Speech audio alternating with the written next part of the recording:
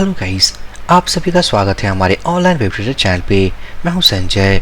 हम जो course continue कर रहे हैं वो है Laravel 8 framework tutorial and this is our part number 72। इस वीडियो सेशन में गाइस हम बात करेंगे अबाउट PHP आर्टिसन टिंकर, जो कि एक इंटरैक्टिव सेल है हमारे Laravel एप्लीकेशन के लिए। मेरी एक रिक्वेस्ट है, अगर आपने चैनल को सब्सक्राइब नहीं किया है फटाफट चैनल को सब्सक्राइब कर दें ताकि आने वाली वीडियोस की लेटेस्ट अपडेट आपको मिलती रहे। सो लास्ट वीडियो सेशन तक हमने गाइस करंट एप्लीकेशन कंप्लीट कर लिया था। इस वीडियो सेशन में हम बात करेंगे इंटरैक्टिव सेल, जिसके थ्रू हम Laravel एप्लीकेशन को किस तरीके से मैनेज कर सकते हैं, that is PHP artisan tinker के बारे में डिस्कस करेंगे। सो टिंकर क्या है, हम किस तरीके से टिंकर के थ्रू एप्लीकेशन को मैनेज कर सकते हैं, इन चीज़ों को समझने की कोशिश करेंगे। सो उसके लिए अगर मैं जाऊं एडिटर पे, ये रहा हमारा एक Laravel सेटअप। सो टिंकर क्या है? टिंकर एक Laravel पैकेज है जो बाय डिफ़ॉल्ट Laravel इंस्टॉलेशन के दौरान इंस्टॉल होती है। अगर सपोज ये इंस्टॉल ना होए तो हम किस तरीके से टिंकर को इंस्टॉल कर सकते हैं मैनुअली, ये भी हम देखेंगे। साथ ही साथ जितने भी हमारे पास ऑपरेशंस होते हैं जो कि हम डेटाबेस के साथ करते हैं, लाइक सीडिंग, यहाँ तक कि क्रिएट, अपडेट, डिलीट, लिस्ट, सारे करंट ऑपरेशंस हम टिंकर के थ्रू भी मैनेज कर सकते हैं। सो सबसे पहले जैसा कि हमने बात किया है कि जो टिंकर होता है वो एक Laravel पैकेज है। सो उसके लिए अगर मैं जाऊँ composer.json फाइल, सो इस रिक्वायर ऑब्जेक्ट के अंदर हम देख सकते हैं हमारे पास Laravel/टिंकर, इसका ये वर्जन है। सो बाय डिफ़ॉल्ट इसके लिए हमने कोई भी एक्सटेंशन, कोई भी पैकेज इंस्टॉल नहीं किया है। बाय डिफ़ॉल्ट जब ये सेटअप इंस्टॉल हुआ था ऑटोमेटिकली ये पैकेज भी इंस्टॉल हुआ था। इन केस अगर आपके सेटअप में ये अवेलेबल नहीं है, सो मैनुअली हम कैसे इंस्टॉल करेंगे, सिंपली इस पैकेज को मैं कॉपी करूंगा और टर्मिनल पे जाकर के आपको जो कमांड एग्जीक्यूट करना है, आपको अपने कमांड प्रॉम्प्ट में जाकर के यही कमांड एग्जीक्यूट करना है, दैट इज composer require Laravel/टिंकर। आप जैसे ही इसे एग्जीक्यूट करोगे Laravel टिंकर ऑटोमेटिकली इंस्टॉल हो जाएगा और composer.json का ये रिक्वायर्ड ऑब्जेक्ट जो है ऑटोमेटिकली ये Laravel टिंकर यहाँ पर एज ए प्रॉपर्टी ऐड हो जाएगा। सो अब इसके थ्रू हम एप्लीकेशन को कैसे मैनेज करते हैं, अब हम उसे समझेंगे। सो मैं जाऊँगा टर्मिनल पे, ये रहा वो एप्लीकेशन Laravel-CRUD जो कि हमने यहाँ ओपन किया है।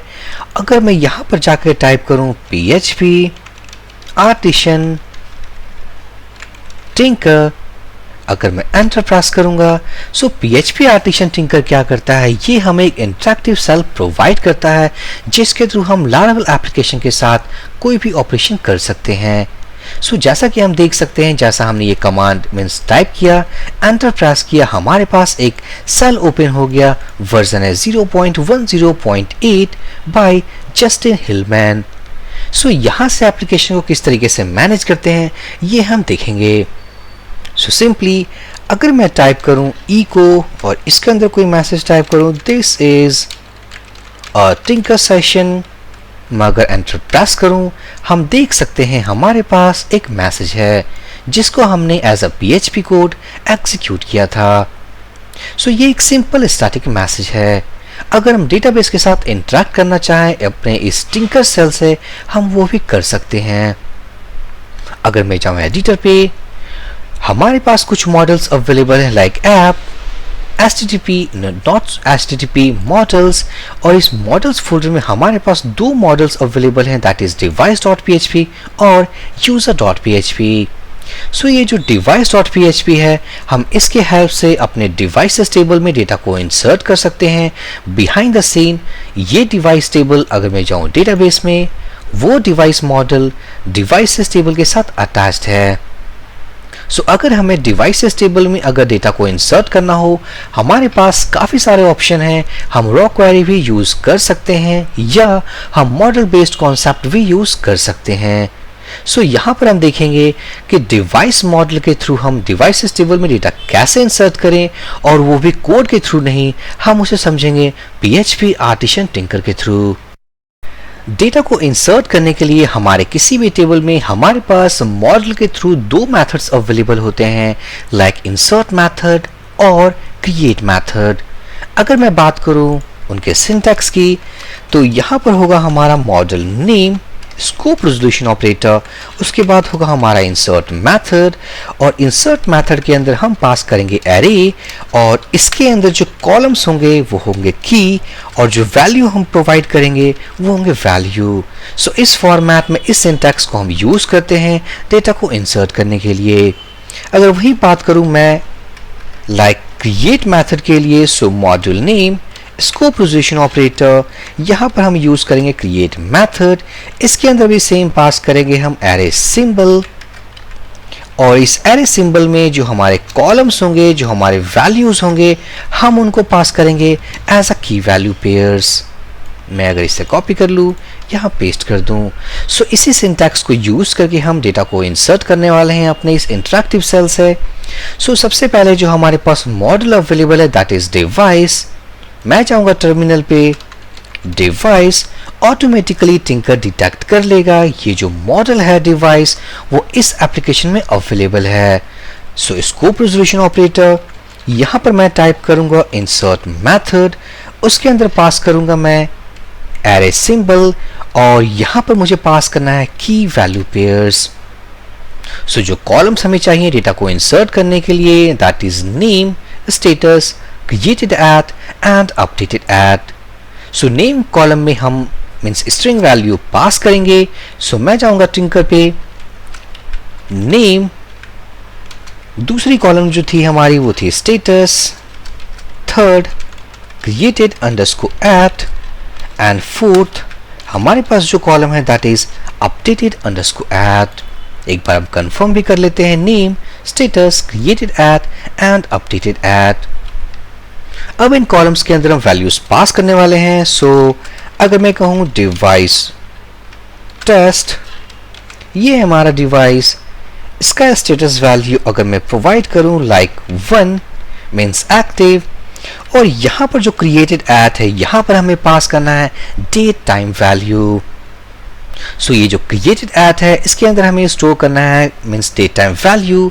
सो डेट टाइम वैल्यू हम कैसे क्रिएट करेंगे, by using date time object. यहाँ पर हम पास करने वाले हैं एक डेट टाइम ऑब्जेक्ट को, वो ऑब्जेक्ट क्या करेगा, एक डेट टाइम वैल्यू क्रिएट करेगा। ऑब्जेक्ट क्रिएट करने के लिए हम यूज करेंगे न्यू कीवर्ड, और उसके बाद हम यूज करेंगे डेट टाइम।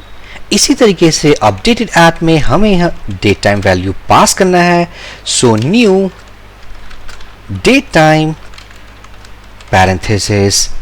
सो अगर मैं एंटर प्रेस करूं, aliasing device to application model, इस लाइन का मतलब है जो डिवाइस हमने यहाँ पर टाइप किया है, जो डिवाइस हमने यहाँ लिखा है वो बेसिकली क्या है, वो एक मॉडल है एप्लीकेशन का जो कि लोकेटेड है app, models and device. Return value आप देख सकते हो, रिटर्न वैल्यू हमारे पास ट्रू है, इट मीन्स वैल्यू जो है वो इंसर्ट हो चुका है। अगर मैं जाऊं टेबल, क्लिक ऑन ब्राउज, सो यहाँ पर हम देख सकते हैं हमारा डिवाइस सक्सेसफुली क्रिएट हो चुका है। अब हम यूज करने वाले हैं क्रिएट मेथड। सो उसके लिए हम यूज करेंगे same device, scope resolution operator, हम यूज करेंगे क्रिएट मेथड, इसके अंदर पास करेंगे एरे सिंबल, नेम, स्टेटस, यहां पर जो नेक्स्ट कॉलम है हमारा क्रिएटेड अंडरस्कोर एट, और उसके बाद जो कॉलम है that is updated underscore at. Name में अगर मैं पास करूं लाइक डिवाइस डमी, स्टेटस में अगर मैं पास करूं सपोज इनएक्टिव मीन्स 0, और डेट टाइम वैल्यू के लिए हमें ऑब्जेक्ट क्रिएट करना है। So new date time, updated at में भी हम वही वैल्यू स्टोर करने वाले हैं, न्यू डेट टाइम। अगर मैं एंटर प्रेस करूं, होपफुली हमारे पास एक एरर आएगा, and error is something illuminate database eloquent mass assignment exception with message add name to fillable property. So insert method को जो हमने यूज किया, इसे कोई मतलब नहीं है कि हमने फिलेबल प्रॉपर्टी यूज किया है अपने एप्लीकेशन में या अपने उस मॉडल में फिलेबल प्रॉपर्टी नहीं यूज किया है, बट क्रिएट मेथड जब हमने यूज किया है, it means it will use mass assignment value. So mass assignment के दौरान हमारे पास जो हमने मॉडल यूज किया है डिवाइस, उसके अंदर फिलेबल प्रॉपर्टी अवेलेबल होना चाहिए। सो हम इस एक्सेप्शन को कैसे फिक्स करेंगे? सिंपली मैं जाऊंगा एडिटर पे, device.php के अंदर हम लिखने वाले हैं प्रोटेक्टेड, उसके बाद हम क्रिएट करेंगे एक फिलेबल प्रॉपर्टी और उसके अंदर जो भी कॉलम्स में वैल्यू हम इंसर्ट करने वाले हैं उन सारे कॉलम्स को हम इस फिलेबल एरे में पास करेंगे। लाइक हम नेम में वैल्यू पास करना चाहते हैं, उसके बाद हमारे पास स्टेटस है created at and updated at. So successfully हमने सारे कॉलम्स को अलाउ कर दिया है जिसके थ्रू मास असाइनमेंट को यूज करके हम वैल्यू को इंसर्ट कर सकते हैं। मैं जाऊंगा टर्मिनल पे, वही कमांड ओपन करूंगा, डिवाइस क्रिएट, एंटर प्रेस करूंगा और ये अभी भी एक्सेप्शन दे रहा है। एंड दिस इज बिकॉज जब हमने ये PHP artisan tinker shell open किया था उस वक्त ये चेंजेस हमने नहीं किए थे। सो दोबारा से इन चेंजेस को करने के बाद या एप्लीकेशन में किसी भी चेंजेस को करने के बाद अगर आर्टिसन में उन चेंजेस को रीड करना है सो हमें टिंकर को रीस्टार्ट करना होता है। सो सिंपली मैं प्रेस करूंगा Ctrl+C, उसके बाद मैं टाइप करूंगा PHP आर्टिसन टिंकर। हम देख सकते हैं हम दोबारा से हम उस इंटरैक्टिव सेल में आ चुके हैं। मैं स्क्रीन को क्लियर करूंगा और वही कमांड एग्जीक्यूट करूंगा, डिवाइस क्रिएट, एंटर प्रेस करूंगा और हम देख सकते हैं हमने नया डिवाइस सक्सेसफुली अपने टेबल में क्रिएट कर लिया है। अगर मैं जाऊं टेबल पे, क्लिक ऑन ब्राउज, सो हम देख सकते हैं सेकंड वैल्यू इंसर्ट हो चुका है। सो ये थी गाइस इंसर्ट मेथड। अगर डेटा को लिस्ट करना हो, मीन्स जितने भी रोज हमने अपने टेबल में क्रिएट किए हैं अगर उनको रीड करना हो, सिंपली जो कमांड हम यूज करते थे अपने लारावेल कोड में, डिवाइस ऑल मेथड। अगर मैं एंटर प्रेस करूं सो हमने बेसिकली दो मॉडल्स मीन्स दो वैल्यूज क्रिएट किए थे, device test and device dummy. हमारे पास जो दो रोज हमने इंसर्ट किए थे वहां पर हमारे पास एक ऑब्जेक्ट है like device object for a single row, device object for a single row. हमारे पास दो रोज थे, दो ऑब्जेक्ट्स अवेलेबल हैं ऑफ डिवाइस और ये सारे एक एरे के अंदर हैं, दैट इज ऑल। और ये ऑल क्या है? ये कलेक्शन एरे है। सो जैसे ही हमने डिवाइसेस की लिस्टिंग की, मीन सारे डिवाइसेस को इसने कलेक्शन एरे क्रिएट किया और उस कलेक्शन एरे के अंदर हमारे पास डिवाइसेस के ऑब्जेक्ट अवेलेबल हैं। अगर किसी स्पेसिफिक डिवाइस को रीड करना हो लाइक डिवाइस 2, हम यूज करेंगे डिवाइस फाइंड मेथड। अगर सपोज हम प्राइमरी की हेल्प से हम फाइंड कर रहे हैं तो हम फाइंड मेथड यूज करेंगे और इस फाइंड मेथड के अंदर हम डिवाइस आईडी पास करने वाले हैं लाइक प्राइमरी की। सो मैं 2 पास करूंगा और उसके बाद यूज करूंगा गेट मेथड। अगर मैं एंटर प्रेस करूं, यहां पर हमने एक मिस्टेक किया, दैट इज कि हमने गेट मेथड यूज किया। अगर मैं स्क्रीन को क्लियर कर लूं, वही कमांड को एग्जीक्यूट करूं, यहाँ पर जो हम सर्च कर रहे हैं on the behalf of means primary की, हम गेट मेथड यूज नहीं करेंगे।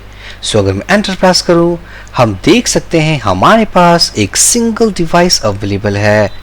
इसी तरीके से अगर हम डिवाइस 1 मीन्स डिवाइस आईडी 1 के बिहाफ पे अगर सर्च करना चाहें, डिवाइस फाइंड 1, एंटर, ये डिवाइस 1 की डिटेल है। इन केस अगर आप इंटरेस्टेड नहीं हो कि हम प्राइमरी की से सर्च करें, आप चाहते हो कि हम इस नेम वैल्यू के थ्रू अगर सर्च करना चाहें तो कैसे सर्च करेंगे? सिंपली डिवाइस हम यूज करेंगे वेयर मेथड, यहाँ पर पास करेंगे कॉलम नेम, उसके बाद पास करेंगे वैल्यू। सो अगर मैं पास करूं डिवाइस टेस्ट जो कि हमने क्रिएट किया था, उसके बाद हम यूज करेंगे गेट मेथड। अगर मैं एंटर प्रेस करूं, हम देख सकते हैं हमारे पास एक कलेक्शन एरे अवेलेबल है ऑल और उसके अंदर एक ही ऑब्जेक्ट अवेलेबल है, वो भी device ID 1 that is device test. So successfully हमने प्राइमरी की के थ्रू और विदाउट प्राइमरी की के थ्रू हमने सर्च कर लिया है। इस क्वेरी में एक इशू है कि यहाँ पर जो रो हमने सर्च किया है वो एक सिंगल रो है। सो सिंगल रो के लिए हमने कलेक्शन एरे को क्यों यूज किया? क्या एक सिंगल ऑब्जेक्ट रिटर्न नहीं हो सकता? सो ये रिटर्न हो सकता है। कैसे? अगर मैं स्क्रीन को क्लियर कर लूं, जो हमने यहाँ पर क्वेरी यूज किया था, ये जो गेट मेथड है ये एक कलेक्शन एरे रिटर्न करेगा और उस कलेक्शन एरे में हमारे पास ऑब्जेक्ट होगा। अगर सिर्फ स्पेसिफिक ऑब्जेक्ट के वैल्यू को चाहिए सो हम यूज करेंगे फर्स्ट मेथड।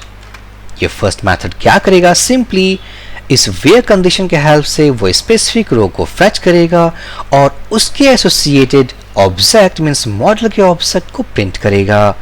अगर मैं एंटर प्रेस करूं, हम देख सकते हैं हमारे पास कोई भी कलेक्शन एरे अवेलेबल नहीं है। सो ये थी guys insert method, create method, list method और सिंगल डेटा ऑब्जेक्ट मेथड। इसके नेक्स्ट वीडियो सेशन में हम टिंकर सेशन को ही कंटिन्यू करेंगे, जहां पर हम डिस्कस करेंगे अबाउट अपडेट, डिलीट, इन सारे ऑपरेशंस को भी देखेंगे। So for this video session guys, thank you for watching and have a great day.